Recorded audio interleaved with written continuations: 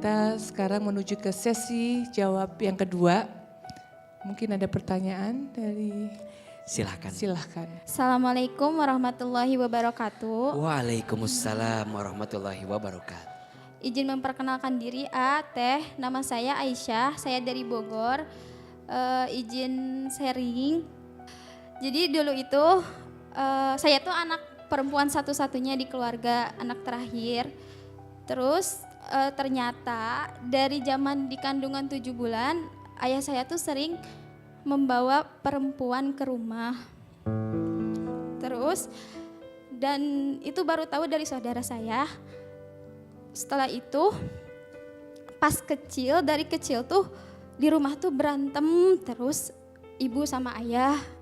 Terus pas kejadian berantem itu cuman ada saya, kakak-kakak saya tuh nggak tahu di mana. Nah saya deket banget sama ayah, sampai ibaratnya selingkuh pun saya diajak. Karena kan saya masih polos ya Ustadz, pas kecil nggak tahu gitu, kayak ya udah ikut, cuma dikasih tahu jangan bilang sama Umi katanya gitu.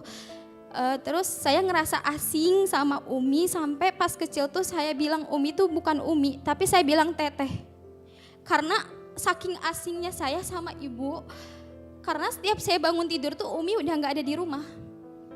Saya mikirnya ibu sibuk sendiri kayak gitu. Dan taunya Umi tuh sibuk gak ada tuh nyariin bapak karena gak pernah pulang. Jadi dari kecil tuh saya kurang kasih sayang ibaratnya kayak gitu. Terus udah panjang cerita, ya udah berusaha mengobati luka sendiri gitu Ustadz. Dari kenangan-kenangan masa lalu yang ya ibaratnya, makanya saya tuh lebih nggak betah di rumah gitu. Lebih baik mondok gitu, di mana pokoknya rumah tuh kayak bukan tempat ternyaman.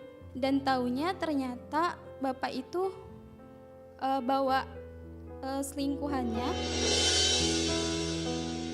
bawa jalan belanja ke mall sama anak-anak selingkuhannya. Sedangkan di situ posisi saya masih lagi di pondok gitu. Tiba-tiba pulang ke rumah dapet info kayak gitu.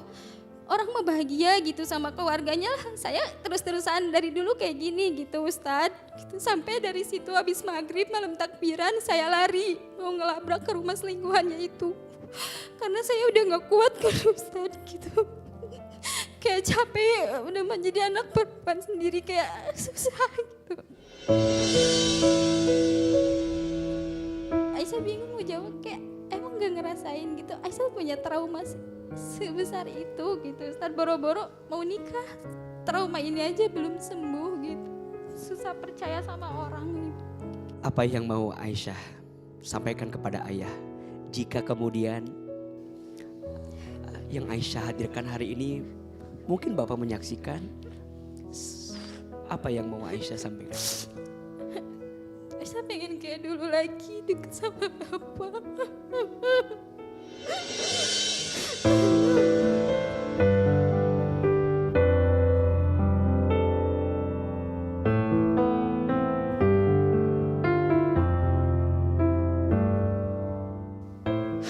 Sekedar nanya makan pun gak pernah sekarang. Di asrama pada diteleponin sama orang tua, Aisyah enggak.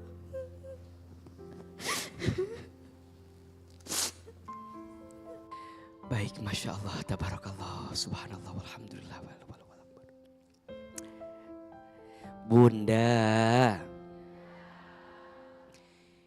inilah yang sering Ahilman sampaikan ya.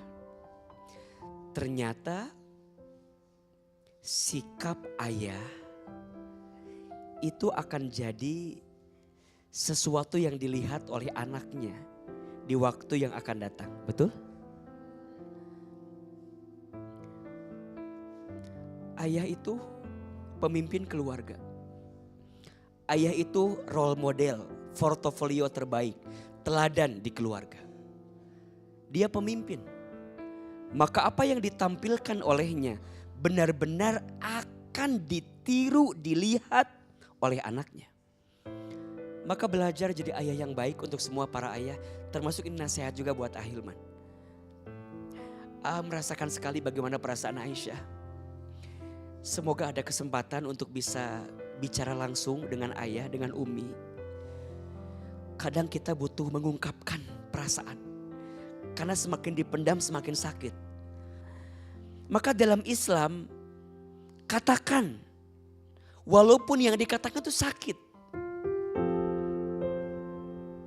Sampaikan. Walaupun yang disampaikan itu mohon maaf. Mungkin akan sakit. Balighu anni walau ayat. Sampaikanlah walau satu ayat. Walau satu kalimat. Jangan diem. Ngobrol. Komunikasi. Yang ada masing-masing merasa aman. Padahal gak aman. Betul? Islam mengajarkan kepada kita untuk bicara dari hati ke hati. Fi qulubihim maradun fazadahumullahu maradha. Di hati mereka ada sesuatu yang dipendam rasa sakit. Dan rasa sakit di hati akan menambah penyakit-penyakit yang lainnya. Maka Kak Aisyah, semoga Allah kuatkan kakak dengan segala keadaan ini. Jangan sampai setelah sakit karena ayah kemarin harus hadir laki-laki yang menyakitkan hati lagi. Jangan. Semoga Allah ganti semua sakit dengan rasa sembuh dari orang yang Allah kirimkan di waktu yang akan datang. Amin. Ya Rabbal Alamin. Kok bisa gitu ayah ngelakuin kayak gitu, sedangkan Aisyah tuh anak yang dipengen-pengen tapi kok ayah ngelakuin ini. Itu sih yang berat. Mau ngucapin makasih sih buat Umi gitu, udah ada sampai di titik ini, udah muatin gitu, udah berusaha kuat ngejalanin ini semua gitu. Jujur salut banget sama Umi. Alhamdulillah sih udah terjawab tadi dari Ahilman, terus ngerasa agak tenang juga gitu. Terus insya Allah nanti kalau pulang mau dikomunikasiin sama Umi sama Bapak gitu, apa yang selama ini Aisyah rasain gitu. Biar mereka juga tahu. Kajian hati. Baiklah, oke, di spesial Ramadan ini di Kajian Hati memiliki segmen spesial, yaitu sepucuk surat untuk Ustadz. Dan di sini saya sudah pegang suratnya, saya langsung bacakan ya Ustadz. Assalamualaikum warahmatullahi wabarakatuh. Bismillahirrahmanirrahim Ustadz. Saya mau cerita, saya seorang istri dari satu orang anak. Saat sebelum ada anak saya, rumah tangga saya tuh begitu harmonis. Namun, semua berubah ketika anak saya telah lahir Ustadz. Saya saat hamil, suami saya sudah jarang memberi nafkah batin. Alasannya karena kasihan adiknya. Padahal dokter sendiri yang merekomendasikan untuk sering melakukan hubungan supaya bisa lahir normal. Qadarullah ternyata anak saya harus lahir dengan sesar. Waktu setelah nifas, suami saya tidak memegang saya sama sekali Ustadz. Alasannya karena kasihan dengan bekas jahitan sesar. Padahal menurut saya Ustadz, saya sudah baik-baik saja. Saya juga sering melihat suami saya menonton, video dewasa. Hati saya terasa sakit Ustadz. Dan bahkan suami saya juga sering bercerita tentang masa lalunya dan aibnya kalau suami saya itu sebelum menikah dengan saya sering tidur di apartemen bersama wanita, melakukan hubungan layaknya suami istri. Saya hanya terdiam Ustadz dan menghela nafas. Akibatnya semua itu saya menjadi insecure, minder dan juga canggung kepada suami saya Ustadz. Bahkan suami saya sering melukai hati saya dengan perkataan yang membuat saya sakit hati.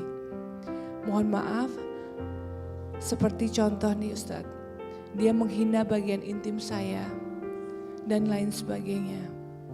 Padahal saya seorang istri yang menjaga kebersihan badan saya Ustadz. Pertanyaan saya Ustadz, bagaimanakah cara untuk menerima perlakuan suami saya? Apakah saya boleh untuk tidak memaafkannya, sedangkan saya masih sangat mencintainya. Tetapi jika diingat-ingat hati saya sangat sakit Ustadz dan merasa tidak dihargai. Terima kasih Ustadz. Baik, Bunda. Ada beberapa keadaan yang harus dipahami oleh seorang suami dari kondisi lemahnya seorang istri. Yang pertama, istri itu sangat merasa lemah ketika sedang mengandung. Iya apa iya? Dua, istri itu sangat merasa lemah ketika baru melahirkan. Tiga, istri itu sering merasa lemah ketika suaminya jauh bersamanya. Empat, istri itu sangat merasa lemah ketika kebaikannya tak dihargai oleh pasangannya. Iya apa iya? Perempuan itu tidak diciptakan dari tulang kepala, karena dia bukan untuk disanjung dan dipuja. Perempuan tak diciptakan dari tulang kaki, karena dia bukan untuk dicaci maki dan dihinakan dalam hidup ini. Tapi perempuan diciptakan dari tulang rusuk sebelah kiri dekat ke jantung hati, karena posisinya untuk dicintai dan dihormati. Maka tidak mudah mengembalikan rasa sakit itu memang. Ada istilah al-mar'atu kal mir'ah. Perempuan itu seperti cermin. Cermin itu kalau sudah pecah, engkau bisa merangkai kembali pecahan cerminnya, tapi pantulan cahayanya tidak akan sama seperti sedia kala. Itulah hati perempuan. Kalau sudah sakit, mudah memaafkan, tapi tak mudah melupakan. Rumah tangga itu rumit. Kalau sederhana, rumah makan. Apalagi kalau suami punya kebiasaan yang buruk. Melepas dari kebiasaan melihat yang tidak baik itu susah. Itu tuh sesuatu yang merusak akal. Ya kadang suami begitu tuh butuh kitanya lebih aktif sedikit untuk bisa lebih diyakinkan keadaannya. Semoga Allah memperbaiki semua keadaan rumah tangga kita. Amin. Amin ya Rabbal Alamin. Tapi Ustadz terkadang tuh kan laki-laki tuh kan gak mudah diajak ngobrol ya Ustadz. Itu biasanya gimana itu Ustadz? Mungkin ibu-ibu di sini juga butuh tips ya gitu kan. Terkadang alasannya suami pulang kerja capek ya kan. Benar gak ibu-ibu? Gimana Bunda? Ini dari Bunda ya, betul ya. Jadi cara menyampaikannya seperti apa gitu Ustadz? Iya ada istilah laki-laki tidak bercerita kan. Iya kan? Yang bercerita siapa? Perempuan. Terus laki-laki ngapain?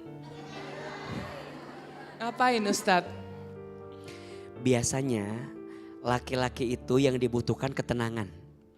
Kalau dia di rumahnya tidak mendapatkan ketenangan, dia akan mencari ketenangan di luar rumah. Pertanyaannya, apakah tenang itu harus diam? Enggak. Tenang itu bukan diam. Tenang itu hadirnya kita menjadi sesuatu yang membahagiakan perasaannya.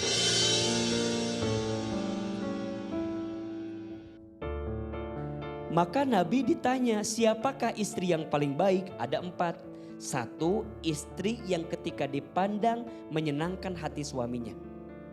Berarti Bunda jadi istri kudu disenengin sama suami.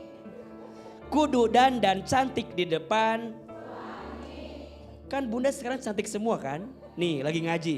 Di rumah begini enggak?